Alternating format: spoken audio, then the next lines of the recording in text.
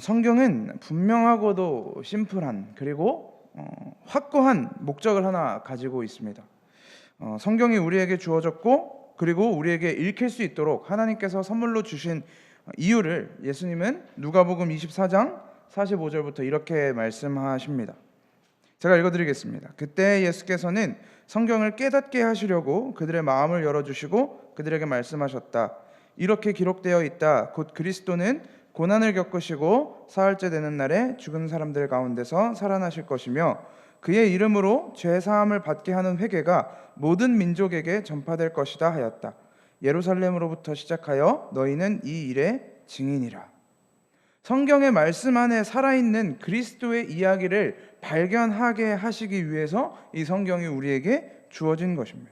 또한 우리는 이 성경에 담겨진 예수 그리스도의 말씀을 듣고 이 복음을 전하는 증인이 되어야 한다는 것이죠. 그렇기 때문에 우리에게 성경이 중요한 이유는 매우 분명합니다. 그리고 우리가 성경을 알아야 하는 이유도 매우 분명하죠. 이 안에 담긴 성경 전체 스토리 안에 담긴 그리스도의 고난과 죽음 그리고 부활을 알게 하고 죽음과 부활이 무엇을 의미하는지를 전하는 것입니다. 성경은 그 전체에서 예수를 이야기하고 있다라는 것입니다. 그런데 요즘 하나님의 말씀을 가지고 성경을 가지고 강의를 한다는 사람들을 보면, 그런 동영상들을 보면 종종 놀라운 사람들을 발견합니다. 어떤 사람들이냐면 그들은 스스로 불신자라고 자처합니다. 하나님은 없다고 얘기하고 자신은 그리스도인이 아니다라고 이야기하면서 성경을 가르치죠. 그들이 가르치는 것은 성경에 담긴 어떤 사랑에 대한 가치, 희생의 가치, 헌신의 가치, 그리고 올바른 사람됨의 가치들을 가르칩니다. 그리고는 나름 성경이 좋은 책이라고 치켜세우기까지 하죠. 괜히 전 세계 베스트셀러가 된 게 아니라면서 치켜세웁니다. 제가 그들의 이런 이야기를 들으면 그들의 칭찬에 성경 참 좋은 책이구나라고 하는 칭찬에 그리스도인으로서 어깨가 으쓱해질까요? 성경이 좋은 책이라고 치켜세우는 이야기에 제가 그들의 이야기를 들으면 네, 맞습니다. 성경은 정말 좋은 책이죠 라고 맞장구를 칠까요? 저는 그런 이야기를 들으면 코웃음을 칩니다. 그 이유는 그들이 성경에 대해서 전혀 모르는 이야기를 하고 있다고 생각하기 때문입니다. 성경은 그런 이야기를 하고 있는 것이 아닙니다. 물론 성경 안에 사랑과 희생, 헌신과 어떤 좋은 사람됨에 대한 이야기가 없는 것은 아니지만, 그것은 아니지만 성경을 하나님께서 우리에게 주신 유일한 목적은 그 성경 안에 살아계신 그리스도를 발견하고 그의 죽으심을 통해 죽어야 마땅한 우리들을, 성도를 살려내시는, 구원하시는 하나님의 이야기가 담겨 있는 것이라는 것을 우리는 알고 있기 때문입니다. 요즘 스마트폰이 아주 잘 나옵니다. 스마트폰이 이제는 무슨 기능이 있는지도 저도 잘 모를 만큼 계속 쏟아지고 있는데, 광고에서도 그렇고 이 신제품을 내놓으면서 홍보하는 것 중에 하나가 뭐냐면 이 핸드폰이 잘 깨지지 않는다라는 거죠.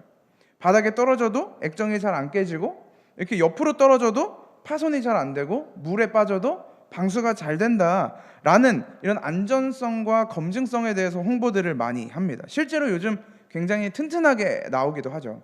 저는 새로운 기계를 사도 한두 달 정도만 조금 이렇게 애지중지하고 그 다음부터는 이렇게 침대나 이불에 베개 이렇게 툭툭 던지는 사람이거든요. 이제 그러다 보니까 저도 이 튼튼한 핸드폰의 유익을 많이 얻고 있습니다. 그런데 우리가 아무리 스마트폰이 튼튼하게 나온다고 해도 그걸로 우리가 집에서 못을 박지는 않습니다.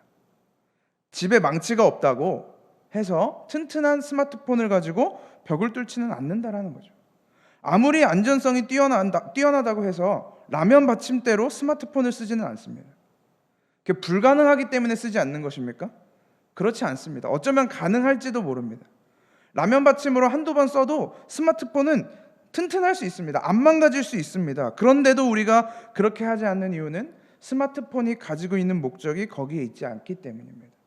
1차적인 목적은 전화를 받고 문자나 카톡을 보내면서 외부인들과 소통을 하는 것이 전화기의 1차적 목적입니다. 이걸 잘하기 위해서 튼튼하게 만들기도 하고 방수도 되게 하는 것이지 망치질을 하라고 튼튼하게 만드는 것은 아니라는 것이죠. 집에 망치가 없다고 스마트폰을 망치로 쓴다면 우리는 그걸 조금 어려운 말로, 우리 아이들한테는 조금 어려울 수 있는 말로 주객전도라고 합니다. 이런 것처럼 성경이 주객전도 되는 시대가 왔습니다. 성경의 목적은 오직 예수 그리스도 한 분입니다. 그 예수 안에는 사랑도 있고 빛도 있고 생명도 있고 헌신과 희생도 있습니다. 그런데 이 성경 안에서 예수를 벗어나면, 최소한 기독교 안에서 예수를 벗어나면 아무런 의미가 없는 것입니다. 그럼에도 불구하고 안타까운 것은 성경의 예수가 점점 사라진다는 것입니다. 복음이 점점 희미해집니다. 예수는 빼버리고 그 안에 고귀한 것처럼 위장한 헌신과 희생과 사랑만 그 안에 빛나고 있을 뿐입니다. 참담하고 암담한 일입니다. 그런데 과연 이 참담하고 암담한 일이 현 세대에만, 지금만 일어나고 있을까요? 그렇지 않다는 것을 우리는 오늘 본문에서 확인할 수 있습니다.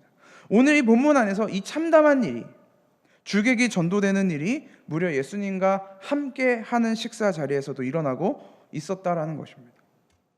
오늘 본문에 따르면 나병 환자 시몬이라는 사람의 집에서 예수님은 제자들과 함께 식사를 하고 계셨습니다. 그런데 한 여인이 갑자기 등장하더니 예수님의 머리에 향유를 부어버렸습니다. 요한복음 12장에 이 이야기와 동일한 내용이 기록되어 있는데, 거기서는 이 여인을 나사로의 동생 마리아라고 소개하고 있고, 이 마리아가 부은 향유의 양을 한 근이라고 설명하고 있습니다. 이 근이라는 단위는 나라마다 지역마다 조금씩 다르더라고요. 우리나라에서 제가 알기로 한 근이 600g인 걸로 알고 있는데 중국에서는 500g을 한 근이라고 하거든요. 그래서 이때 당시에 한 근을 얼마였을까 조금 검색을 해보니까 대략 350ml에서 850ml 정도 됐다고. 격차가 좀 크더라고요. 그래서 500ml 정도나 되는 격차를 두고 좀 대략적으로 설명을 해주셨는데, 아무튼 적지 않은 양의 이 향이 나는 기름, 이게 부어졌으니 그 방 안에는 이 향이 가득 찰 수밖에 없었겠죠. 예수님의 머리에서는 그 기름이 줄줄 흐르고 있었고, 예수님의 옷도 아마 기름에 절어버렸을 겁니다. 분위기가 싸늘했겠죠. 한번 상상해 보시겠습니까? 여러분이 식사를 하고 있는 그 둘러앉은 식탁에 누군가가 찾아와서 여러분의 머리에, 아니 내 옆에 있는 사람 머리에 350에서 850ml나 되는 기름을 머리에 들이부었다면 여러분들은 어떤 반응을 보이셨겠습니까? 지금 뭐 하는 짓이냐? 라고 바로 소리쳤든지, 아니면 도대체 어떤 사람이 이런 짓을 하는지 시선을 돌려 그 사람을 쳐다봤을 것입니다. 그런데 이 행동을 당시 문화로 본다면 사실 조금 다른 시선으로 우리가 바라볼 수 있을 것 같습니다. 누가복음 7장 36절에 보면 이 사건과는 조금 다릅니다. 이 사건과는 조금 달라요. 그래서 성경도 이 사건을 직접적으로 연결시키진 않지만 아주 흡사한 사건이 하나 등장하는데, 누가복음 7장에 보면 예수님이 어떤 마을에 들어가서 식사를 하십니다. 율법학자의 집에 들어서 식사를 하시는데, 그 동네에 죄를 많이 지었다라고 소개되고 있는 한 여인이 들어와서 예수님의 발에 향유를 붓습니다. 그리고 자신의 눈물과 자신의 머리털로 예수님의 발을 닦아줍니다. 그 행동을 하는 여자를 보면서 예수님이 같이 식사하고 있던 자에게 이렇게 묻습니다. 묻는 것이 아니고 이렇게 이야기하십니다. 너는 내 머리에 감람유도 붓지 아니하였으되 그는 향유를 내 발에 부었느니라. 이렇게 말씀하시거든요. 외부에서 손님이 들어왔을 때 흔히 가장 먼저 주었던 건 발을 씻을 수 있는 물을 먼저 줍니다. 그리고 이 사람에 대한 자기의 마음을, 그리고 존귀한 자라는 것을 표현하기 위해 이 감람유를, 기름을 붓는 손님을 맞이하는 하나의 행위로서 존재했던 것이 바로 이 기름을 붓는 행위입니다. 그렇기 때문에 이 여인이 지금 예수님의 머리에, 그것도 마리아가 자기의 오빠를 살려내 주신 예수님에게 기름을 붓는 행동은 그리 놀라울 만한 일은 아닐 수 있습니다만, 그러나 제자들이 이 행동을 보면서 가졌던 불만, 분노, 그래서 그 여인에게 이렇게 묻습니다. 무슨 의도를 가지고 이 비싼 것을 낭비하느냐? 그들은 이 행위를 낭비라고 보았던 것입니다. 물론 그들의 의견이 틀린 게 아니죠. 왜 그러냐면 마가복음 14장에 이 사건을 기록한 바에 따르면 이 향유가 무려 300데나리온의 값어치를 가진 적지 않은 금액이었습니다. 당시 한 데나리온은 성인 남성 한 명이 하루를 일하여 벌 수 있는 일당 수준의 금액이었다는 걸 감안한다면 연봉 정도 되는 금액이죠. 주말은 쉬고 뭐 휴가도 갔다 오고 이러면 한 연봉 정도 되는 값어치가 나가는 기름이었습니다. 손님을 존귀한 자로 여기기 위해서, 예수님이 존귀한 자라는 건 우리가 다 동의하지 않습니까? 그런다고 하더라도 그저 감람류 정도만 부었어도 예수님도 그것을 이해하시고 우리도 다 그 여자의 마음을 이해했을 텐데, 마리아의 여인을 이해했을 텐데, 이 여인은 1년치 연봉을 통으로 부어버린 것입니다. 자신의 연봉을 예수님의 머리 위에 들이붓는 여인의 모습과 제자들의 모습, 그리고 그들을 바라보는 예수님의 모습이 사뭇 분위기가 좀 다를 수밖에 없었겠죠. 오늘 예수님은 그 자리에서 이런 행동을 한 여인에 대해 10절에서 이렇게 평가하십니다. 왜 이 여자를 괴롭히느냐? 그는 내게 아름다운 일을 하였다.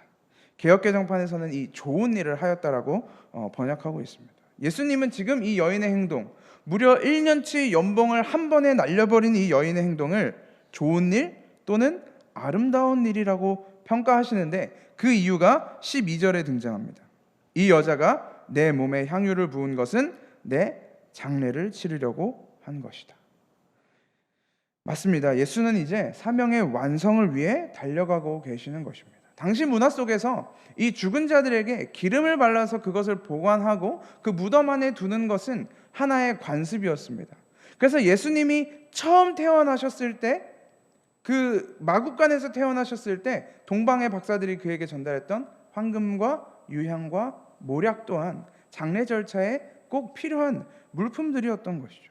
그래서 이 여인은 지금 예수의 장례를 준비하며 예수에게 연봉의 향유를 들이붓고 있는 것입니다.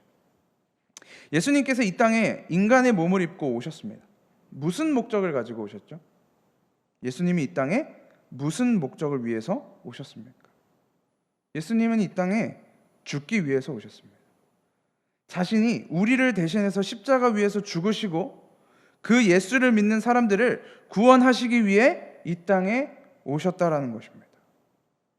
예수님이 살아계시는 동안에 사람들을 말씀으로 회개시키고 그들이 진정으로 하나님께 돌아와서 자신을 찬양하고 자신이 하나님의 아들이라는 것을 백성들이 인정하고 자신을 십자가에 매달지도 않고 진정한 왕으로 인정할 것이다라는 기대를 가지고 오신 게 아니라는 것입니다.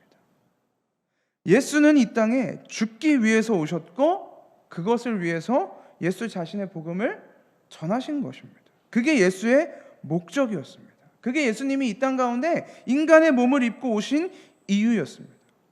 그리고 예수의 이 목적은 단순히 자신의 죽음을 넘어 저와 여러분을 살리기 위한 뜻이었습니다. 자기를 믿는 자들, 교회인 성도를 살리기 위해 예수님은 친히 죽으시기 위해 오신 것이죠. 그런데 성경을 잘 살펴보면 예수님의 제자들은 예수님이 죽으셨어야 한다는 것을 알고 있었습니다. 이미 이 시점에는 다 듣고 다 알고 있던 시점이죠. 마태복음 16장 16절에는 아마 성도님들도 많이 외우고 계실 그 베드로의 위대한 신앙 고백이라고 말하는 장면이 등장합니다. 주는 그리스도시요 살아계신 하나님의 아들이시니이다 라고 신앙 고백하신 사건 이후부터 예수님은 그제서야 자신이 십자가에서 죽고 3일 만에 부활하셔야 할 것이라는 것을 말씀하셨다라고 이야기합니다. 마태복음 16장 이후에 제자들은 그 사실을 알고 있었다라는 것입니다. 제자들 앞에서 자기의 사명, 자신의 목적, 자신이 이 땅 가운데 오신 이유를 설명하자마자 무슨 일이 일어납니까? 교회의 토대가 되는, 믿음의 토대가 되는 신앙 고백을 했던 베드로가 예수를 붙들고 항변하기 시작합니다. 그런 말도 안 되는 일이 일어나서는 안 되는 거라고, 무슨 죽을 생각을 하냐고 예수를 붙들고 항의했고 세번역에서는 대들었다고까지 표현합니다. 한 왕의 부하로서 만약에 베드로가 이런 이야기를 했다면 그 이야기는 엄청난 충성심과 헌신이라고 생각할 수 있었을 것입니다. 왕과 함께 전장에 나간 장수가 이제 왕이 너무 고단하고 힘들어서 난 이제 적군의 칼에 죽을련다라고 이야기할 때 죽은 그런 이야기 하지 마십시오. 죽으시면 안 됩니다. 무조건 사셔야 됩니다. 라고 말하는 장수가 어떻게 불충한 장수라고 할 수 있겠습니까? 어떻게 그를 불충한 신하라고 할 수 있겠습니까? 그런데 그것은 그렇게 전장에서 살아남아 자신의 나라로 돌아가는 것이 예수의 목적이 아니었다라는 것입니다. 예수를 살리기 위한 베드로의 노력은 예수의 목적과는 전혀 다른 방향으로 가고 있는 것입니다. 예수님의 제자들은 예수가 누구인지도 몰랐고 예수가 무엇 때문에 이 땅에 오셨는지도 그때까지도 모르고 있었던 것입니다. 심지어는 예수가 죽기 위해 예루살렘으로 올라갈 때 예수님은 이제 때가 왔다, 이제 내가 죽을 때가 왔다라는 걸 아시고 죽기 위해 예루살렘으로 올라가셨지만 예수님의 제자들은 그 와중에도, 죽으러 가시는 와중에도 예수님, 예루살렘에서 왕이 되시면 가장 높은 자리는 내가 앉아야 되겠다고 자기들끼리 자리 다툼, 세력 다툼이나 하고 있었다라는 것입니다. 그리고는 정작 예수님의 십자가 앞에서, 그 죽음 앞에서 제자들은 다 도망쳤습니다. 요한복음 11장에서 나사로의 집으로 향하면서 우리도 가서 선생님과 함께 죽자, 우리도 죽으러 가자라고 당당하게 이야기했던 도마조차 예수님을 피해 도망갔고, 내가 죽을지언정 예수님을 배신하지 않겠다라고 당당하게 이야기했던 베드로도 모두 그 십자가 앞에서 뿔뿔이 흩어졌습니다. 그들이 예수와 함께 꿈꾸었던 그 세상, 예수와 함께 이룩하기를 원했던 그 왕국이 오지 않자, 자신의 꿈이 박살나자 그들은 그 자리를, 예수의 자리를 떠날 수밖에 없었습니다. 그들의 목적이 무엇이었기 때문입니까? 자신들의 인생의 회복, 영광의 회복, 나라의 회복이었기 때문입니다. 그에 반해 마리아는 예수님께서 곧 자신을 위하여, 그리고 우리를 위하여 죽으셔야 하는 존재였다라는 것을 믿고 있었던 것 같습니다. 이 기름을 붓는 행위가 과연 정말 예수님이 곧 죽으실 것이다라고 예상하고 한 것인지는 모르겠지만, 그녀는 자신의 값비싼 향유를 부으며 예수의 죽음을 준비하게 된 것입니다. 예수가 누구인지를 바라보는 믿음, 예수가 이 땅에 왜 오셨는지, 우리에게 왜 다가오셨는지를 발견하는 신앙, 그리고 그 예수가 우리에게 주시는 사랑과 은혜가 얼마나 큰 것인지를 아는 지혜와 지식, 그걸 받은, 선물로 받은 자의 고백, 그것이 오늘 향유를 부은 마리아의 모습 속에 담겨 있는 것입니다. 마리아의 이 행위는 예수 그리스도가 누구인지를 아는 믿음을 가진 신앙 고백의 행위였던 것입니다. 그렇기 때문에 이 이야기는, 오늘 본문의 이야기는 내가 예수를 위해, 너네가 예수를 위해 얼마까지 내어놓을 수 있냐, 무엇까지 할 수 있냐라고 되물어보는 본문이 아닙니다. 나는 너희를 위하여 죽으러 가는데 너희는 나를 위하여 무엇까지도 내놓을 수 있겠느냐라고 물으시는 본문도 아닙니다. 예수님은 이 여인의 행동을 설명하시며 제자들에게 이렇게 부탁합니다. 부탁이 아니라 이렇게 전달하십니다. 내가 진정으로 너희에게 말한다. 온 세상 어디서든지 이 복음이 전파되는 곳에서는 이 여자가 한 일도 전해져서 그를 기억하게 될 것이다. 예수 그리스도의 복음, 죽으심과 부활하심, 그래서 우리를 살려내심, 이 복음이 전해지는 곳에 이 여인의 했던 행동, 예수의 죽음을 준비하는 일, 장례를 준비하는 일이 전파될 수밖에 없는 것입니다. 그게 우리의, 저와 여러분의 성도의 삶이기 때문입니다. 예수 그리스도의 사명과 목적, 죽음과 부활, 구원과 은혜의 이야기가 이곳에 다 담겨 있는 것입니다.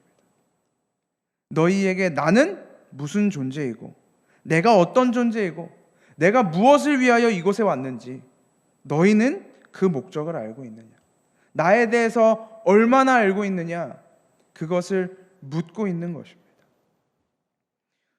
우리는 우리가 인식하고 있는 목적에 따라, 그리고 판단에 따라 우리의 행동이 굉장히 달라집니다. 저는 집에서 막내로 자랐습니다. 물론 이제 위에 누나 한 명밖에 없지만 그래도 이제 막내로 자랐는데요. 그러다 보니까 온갖 집에 잔심부름은 다 제 몫이었습니다. 그래서 사촌들이나 이 친척분들이 제가 어렸을 때, 뭐 한 초등학생쯤에 저희 집에 이제 놀러 오셨을 때 항상 우리 아람이가 이 집의 리모컨이구나라고 하시면서 이 저의 억울함과 곤비함을 위로해 주시기도 했을 정도로, 그러니까 온갖 심부름은 다 저의 몫이었습니다. 물론 이건 저희 집안뿐만이 아니라, 저희 집이 특별히 나쁜 집안인 게 아니라 아마 일반적인 막내들은 다 아마 이렇게 지내고 있을 겁니다. 아마 모든 막내들의 공통점이라고 생각합니다. 그런데 이게 집을 벗어나서도 학교에서나 교회에서 형 누나들을 만나도 크게 달라지지 않았습니다. 당연히 저는 그렇지 않다고 해서 서운해하지도 않았습니다. 당연한 일이니까, 막내가 하는 것은 당연한 일이라고 생각했으니까요. 그런데 제가 1살, 2살 나이를 먹어가면서 제 자리에 동생들, 후배들이 생기기 시작했습니다. 그러자 저를 바라보는 시선과 저를 향한 대우가 조금씩 달라졌습니다. 제가 무언가를 챙기러, 식당에 갔을 때 무언가를 챙기러 일어나면 저보다 먼저 동생들이 일어나서 제가 갔다 올게요 라고 이야기합니다. 제가 할게요, 제가 갔다 올게요, 제가 이렇게 할게요 라고 이야기하기 시작하는 거죠. 그러면 그것 때문에 그 안에서 잠깐 실랑이가 일어납니다. 아, 내가 할게, 아니요 제가 할게요. 이런 실랑이가 한두 번 가다가 저도 못 이기는 척 이제 시키는 거죠. 이게 저라는 사람은 달라지지 않았는데, 저라는 이 인물은 달라지지 않았는데, 저를 어떻게 바라보느냐에 따라서, 저를 어떤 시선으로 대하느냐에 따라서 저의 행동이 달라질 수밖에 없게 되는 것입니다. 우리가 그 사람을 누구로 바라보느냐에 따라 그 사람을 향한 우리의 시선, 우리의 생각, 우리의 태도, 우리의 반응은 다 달라질 수밖에 없습니다. 예수와 함께 나라의 독립을 되찾고 이스라엘의 부귀영화를 함께 누리고 싶었던 제자들과 그 무리에게 이 예수님의 이 행적은 환희와 즐거움으로 가득 차 있었을 것입니다. 특히 예루살렘으로 향하여 예수님이 나귀를 타고 들어가실 때 그들이 그 앞에서 종려나무 가지를 흔들며 다윗의 자손 예수여 라고 외쳤던 것은 그가 다윗의 자손으로서 다윗의 나라를 회복할 것이라고, 완성할 것이라고 꿈꾸었기 때문입니다. 그러나 예수가 예루살렘으로 향하는 그 발걸음의 의미가 무엇인지 알던 사람들은, 그것을 아는, 오늘 성경을 보면서 아는 우리는 그 똑같이 예루살렘으로 들어가는 예수를 바라보며 슬퍼할 것입니다. 그 발걸음의 무게가 얼마나 무거운 것인지 느낄 것입니다. 그 발걸음의 고통과 괴로움이 무엇인지 우리는 알 것입니다. 예수의 구원을 믿는 우리에게는 그 발걸음이 곧 하나님이 우리에게 주실 완전한 승리의 발걸음인 걸 알기 때문에, 저 발걸음 때문에 우리가 구원받을 것을 알기 때문에 기뻐할 수 있지만, 또한 반면에 그 걸음이 예수의 고난과 죽음을 상징하는 발걸음인 것을 알기에 슬퍼하기도 하는 것처럼 우리의 마음과 태도는 그렇게 달라진다라는 것입니다. 예수 그리스도가 우리에게 선물해 주신 이 복음 안에 담겨있는 진리가 무엇을 이야기하고 있습니까? 성도분들에게 이 복음은 무엇을 담고 있습니까? 예수는 우리의 구원과 생명을 위해 오셨다라는 것, 이것이 복음의 핵심입니다. 우리가 받아야 할 모욕을 예수님은 골고다 언덕을 올라가시기도 전 빌라도의 법정에서 당하셨고, 빌라도의 마당에서 당하셨고, 십자가를 지고 골고다로 올라가는 그 언덕 위에서, 그리고 마지막으로 십자가 위에서까지도 그 조롱과 모욕을 다 당하셨습니다. 우리가 당했어야 할 그 고통을 예수는 로마 군인들의 채찍과 가시로 뒤덮인 가시관으로, 그리고 손목과 발목에 못을 박히심으로 대신 당하셨습니다. 하나님과 영원토록 끊어졌어야 할 우리, 그런 우리를 대신해서 예수 그리스도가 하나님에게 버림을 당하셨고, 우리가 받았어야 할 저주를 대신하여 나무로 만든 십자가 위에서 하나님께 대신 저주를 받았습니다. 죽었어야 하는 우리를 대신해서 예수가 그렇게 죽으신 것입니다. 그렇게 우리의 구원을 완성하셨습니다. 그 죽음을 통해 우리의 생명이 완성되었다라는 것입니다. 우리가 받았어야 할 죽음과 고통과 모욕과 저주가 이제는 더 이상 없는 것입니다. 예수가 완성하셨기 때문에, 예수는 자신의 사명을 다하고 자신의 목적을 성취하셨습니다. 예수는 이 땅에 지고 오신 자신의 모든 사명을 완수하셨다라는 것입니다. 그런 예수를 바라보는 우리의 시선은 지금 어디에 있습니까? 혹시 예수를 바라보는 우리의 시선이 여전히 십자가 아래에서 네가 하나님의 아들이라면 십자가에서 내려와봐, 그래서 증명해봐 라고 외쳐대는 군중들의 목소리에 담겨 있지는 않습니까? 아니면 우리의 시선이 여전히 예수님이 예루살렘으로 입성하실 때 호산나 다윗의 자손으로 오시는 이여 라고 외치면서 자신들의 나라의 영광과 자신의 민족의 회복을 구원해달라는 목소리가 담겨 있지는 않습니까? 아니면 훨씬 더 전으로 돌아가서 그저 자신의 필요와 어려움을 해결하기 위해, 자신의 고통과 질병을 치료받기 위해 예수를 찾아갔던 그 무리들의 목소리 속에 우리의 시선이 담겨 있지는 않습니까? 아닙니다. 예수는 우리를 구원하기 위해 오셨고 그 구원을 완성하셨습니다. 그 구원을 완성하신 예수를 바라보는 우리의 시선은 그저 우리를 구원하시는 예수의 은혜와 사랑 안에 담겨 있게 되는 것입니다. 만약에 우리의 시선 속에 예수님의 구원하시는 사역이 온전히 담겨 있다면, 그 믿음이 우리 안에 온전히 새겨진다면, 그것을 표현하기 위해, 그것을 우리가 찬양하기 위해, 그것이 한 나드의 향유이든 가난한 과부의 두 렙돈이든 아니면 아무것도 아니더라도, 아무것도 없더라도 아무런 상관이 없는 것입니다. 내가 부자이든 가난하든 상관이 없습니다. 내가 건강하든 건강하지 않든 상관이 없습니다. 내가 공부를 많이 했든 많이 하지 못했든 전혀 상관이 없습니다. 예수가 누구인지 알고 성경이 우리에게 무엇을 말하는지 알고 있다면, 그 예수의 구원하심이 오늘날 나를 찾아와 어떻게 사라지고 어떻게 세워지는지 알고 있다면 그 어느 것도 상관이 없다라는 것입니다. 더 이상 바랄 것도 필요한 것도 없습니다. 오늘도 하나님의 말씀은 우리에게 다가와 하나님 자신이 누구인지 밝혀내십니다. 우리에게 보여주십니다. 우리를 얼마나 사랑하는지, 성도를 얼마나 사랑하는지 말씀을 통해 보여주십니다. 그리고 오늘도 광야 같은 인생을 헤매고 있는 우리를 찾아와서 찾아내시고 꼭 끌어안고 어깨에 짊어지고 자기의 집으로, 하나님의 집으로 데리고 들어가시는 것입니다. 그렇게 자녀를 삼아 주십니다. 제자들은 여인이 부은 그 향유의 돈을 가지고, 그 값어치의 돈을 가지고 할 수 있는 일이 무엇인지 거기에 모든 관심을 쏟았지만, 이 여인은 예수가 자신을 위해서 무엇을 하시는지를 보았습니다. 자신을 위해서 무엇을 하셨는지를 믿음으로 바라보았습니다. 우리 사랑교회 성도님들도 부디 내가 무엇을 할 수 있는지 보다 먼저 예수 그리스도가 나를 위하여 무엇을 하셨는지, 나를 어떻게 구원하셨는지, 그 구원의 은혜가, 그 사랑의 은혜가 무엇인지를 더 깊이 묵상하시고, 그래서 더 많이 기뻐하시며 그 복음 안에서 오늘 하루를 살아내시고, 또한 그 복음을 친히 전하는 자들로, 복음을 전하는 분들로 살아내시기를 소망합니다.